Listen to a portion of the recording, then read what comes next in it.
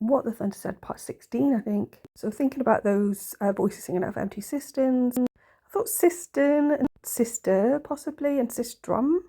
The website I was looking at, it linked Jeremiah 2:13-14. For my people have committed two evils, they have forsaken me, the fountain of living waters, and hewed them out cisterns, broken cisterns that can hold no water. The young lions roared upon him and yelled, and they made his land waste, so wasteland again. But where the broken cisterns, there are probably wombs.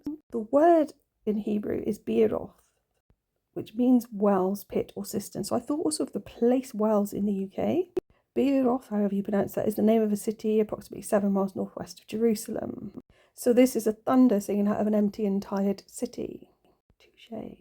The root Beer could link to Harrowbeer and surrounding Beer Alston, Beer Ferris. Beer meaning the peninsula or spot of land. So in this decayed hole among the mountains, I'm thinking of a link between decayed and decade, but mountains, pyramids, talked a bit about before, and possibly linking that decayed hole to like that smuggler's hole, one of the bee huts. In the faint moonlight, the grass is singing, so possibly links to the dry grass above. Over the tumbled graves about the chapel, possibly links to somewhere like Maryvale with stone rows and cairns, which you could link to tumbled graves. And that's in the area of Whitchurch, which also has a church that was, I think, from at least the 11th century, but it's been rebuilt. There is the empty chapel, only the wind's home. So links to that idea perhaps of Whitchapel. I think there's also Turn Chapel, perhaps. And that links to this idea of a chapel, perilous in Arthurian legend, like perhaps an initiation. There's loads more to all of this. I literally just can't find it and I'm exhausted.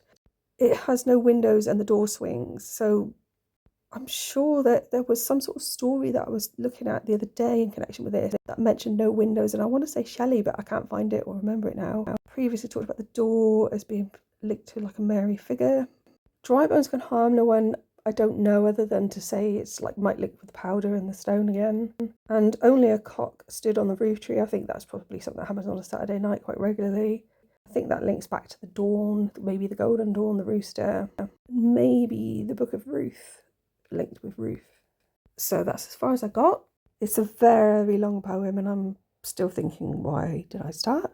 So on that note, I may be back later today, if not probably tomorrow, although I'm sure there are a myriad of better uses of my time.